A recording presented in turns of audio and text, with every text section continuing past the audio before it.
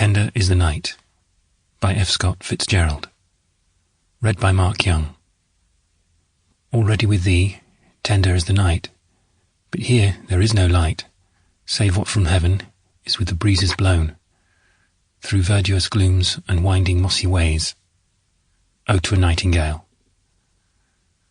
To Gerald in Sarah, Many Fates. Book 3. Chapter 1. Frau Cather Gregorovius overtook her husband on the path of their villa.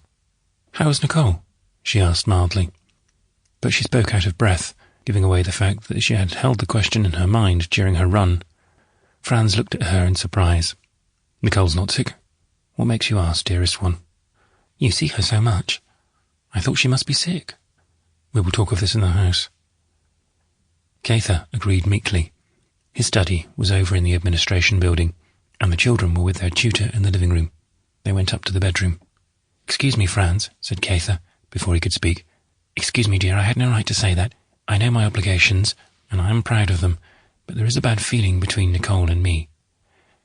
"Birds in their little nests agree," Franz thundered, finding the tone inappropriate to the sentiment. He repeated his command in the spaced and considered rhythm with which his old master, Dr. Daimler, could cast significance on the tritest platitudes. "Birds in their nests agree. I realize that. You haven't seen me fail in courtesy toward Nicole. I see you failing in common sense. Nicole is half a patient. She will possibly remain something of a patient all her life. In the absence of Dick, I am responsible." He hesitated. Sometimes, as a quiet joke, he tried to keep news from Cather. "There was a cable from Rome this morning. Dick has had gripe, and is starting home tomorrow." Relieved, Cather pursued her course in a less personal tone. "I think Nicole is less sick than anyone thinks. She only cherishes her illness as an instrument of power. She ought to be in the cinema, like your Norma Talmadge. That's where all American women would be happy." "Are you jealous of Norma Talmadge? On a film?" "I don't like Americans. They're selfish. Selfish." "You like Dick?"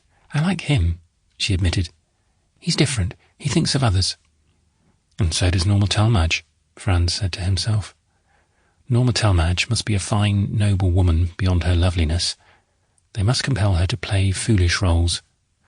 Norma Talmadge must be a woman whom it would be a great privilege to know.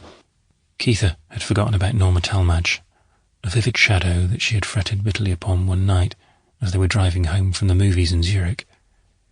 "Dick married Nicole for her money," she said. "That was his weakness. You hinted as much yourself one night. You're being malicious." Sample complete. Ready to continue?